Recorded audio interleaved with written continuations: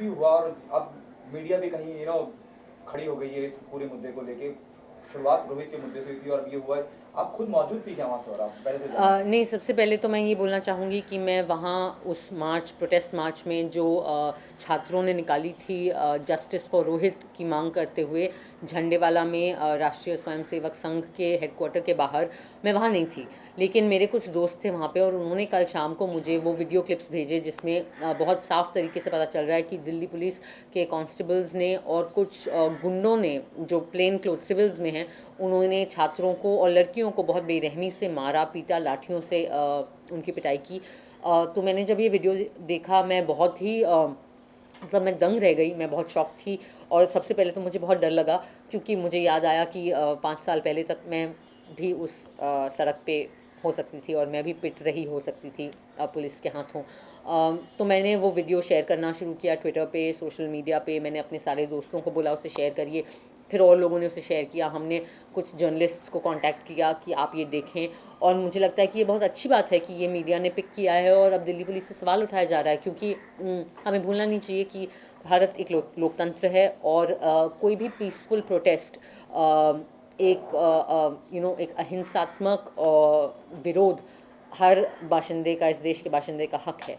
तो पुलिस को क्या मजबूरी थी कि उन्हें ऐसे अनआर्म्ड छात्रों पे और लड़कियों पे इतनी बेरहमी से लाठियां चलाने की ज़रूरत पड़ी? मुझे समझ नहीं आता कि तो क्या हो गया अगर वहाँ पे, अव्वल तो मुझे नहीं पता कि वहाँ पे ये कंजेक्चर है, मुझे नहीं पता कि वहाँ पे आपके वर्कर्स थे या आपके छात्र थे।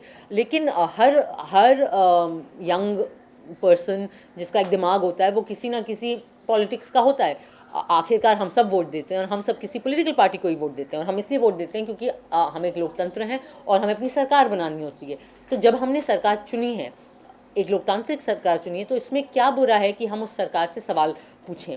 तो इवन अगर वहाँ पे आपके लोग मौजूद थे या दूसरे राजनीतिक दलों से छात्र मौजूद थे, तो इसका ये मतलब तो नहीं है कि आप उनकी पिटाई कर देंगे। वो कोई कानून नहीं तोड़ रहे हैं, वो वहाँ पे एक अहिंसात्मक विरोध कर रहे हैं जो कि आपके ही संविधान के मतलब तहत उनको वो हक मिला है इस देश का नागरिक होने के वजह से। तो इसमें क्या बुरा हो गया? तो मुझे समझ ही नहीं आ रहा कि पुलिस ने किस कारणवश इतना ड्रकोनियन जिसे कहते हैं और इतना एक्सट्रीम एक्शन लिया। आखिरकार दिल्ली पुलिस का वो है ना टैगलाइन कि with you for you always. Delhi police का काम है कि वो दिल्ली की सड़कों पे दिल्ली के नागरिकों को महफूज रखे और स्पेशली औरतों को महफूज रखे। तो अगर दिल्ली पुलिस ही मतलब लोगों और आम आदमी को और पब्लिक को मारने लगेगी तो फिर हम किसके पास जाएंगे? जी हाँ, दिल्ली पुलिस जो है केंद्र सरकार के नीचे आती है, लेकिन मुझे ये भी याद है कि जब निर्भया कांड हुआ था और जब उस लड़की का बहुत बेरहमी से सामूहिक बलात्कार हुआ था और दिल्ली और पूरे देश भर के लोग दिल्ली की सड़कों पर उतरे थे विरोध करने, तब भी दिल्ली पुलिस का यही रवैया रहा था। तब भी दिल्ली पुलिस ने हिंसा का साथ हिंसा अपनाई थी और बहुत बेरहमी से उस वक्त भी प्रोटेस्टर्स को हटाने की कोशिश की थी। तो उस वक्त तो कांग्रेस की सरकार थी। तो मुझे लगता है कि हम मतलब डेफिनेटली हम ये सवाल होम मिनिस्ट्री से भी पूछना चाहेंगे और उनसे दरख्वास्त करेंगे कि आप इस मामले में तहकीकात करें और हमें कुछ जवाब दें।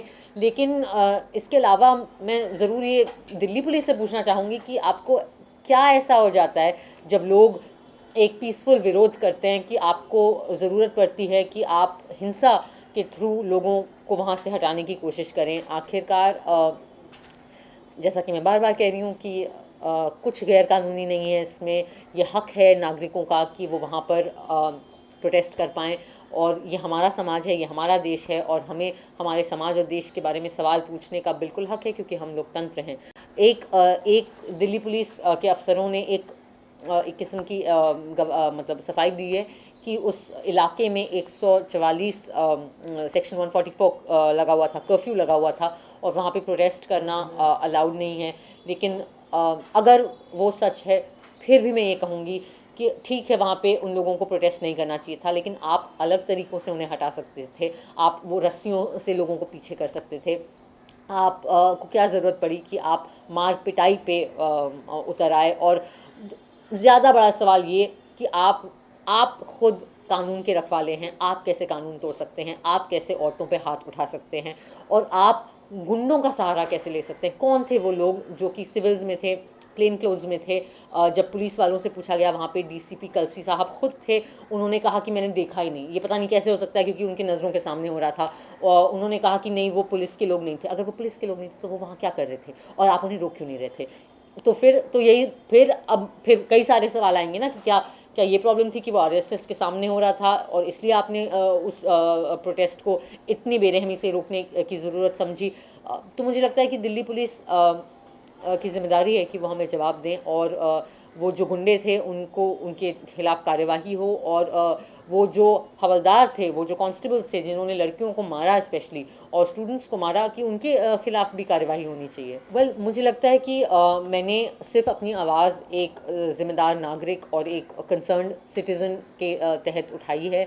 मैं खुद दिल्ली में पढ़ी हूँ, शायद इसलिए मुझे थोड़ा ज़्यादा लगा कि अरे ये क्या हो गया।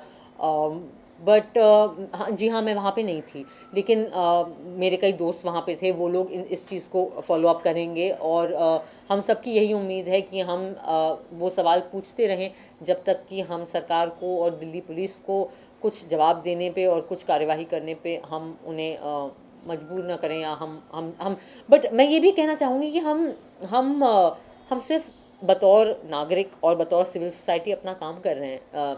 इसलिए तो हमने आपको वोट दिए थे ना, कि आप संवैधानिक तरीके से हमारे देश पर राज करें और संवैधानिक तरीके से लॉ एंड ऑर्डर मेंटेन करें हमारे शहरों में।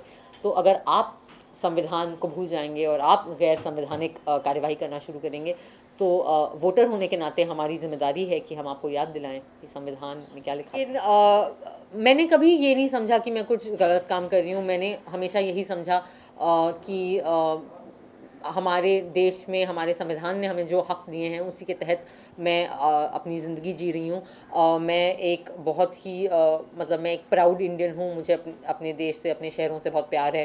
मैंने कभी ये नहीं सोचा कि मैं कहीं और चले जाऊँ, किसी दूसरे देश में जाके रहूँ। मैंने श्याम बेनेगल सर के निर्देशन में संविधान नामक एक टीवी सीरीज़ था, उसकी एंकरिंग भी करी थी। और तब मैंने, इसलिए मुझे संविधान मैं इतना कहती हूँ क्योंकि उसको करने के वक्त मुझे समझ में आया कि हम कितने खुशकिस्मत हैं कि हम भारत जैसे देश में के बाशिंदे हैं, जिसका एक इतना बेहतरीन आईन और इतना बेहतरीन संविधान है, जो इतना प्रगतिशील है और जो इतने अच्छे से हमारे समाज को एक रास्ता दिखाता है कि इस रास्ते पे चलो, ऐसा समाज, ऐसा देश बनाओ।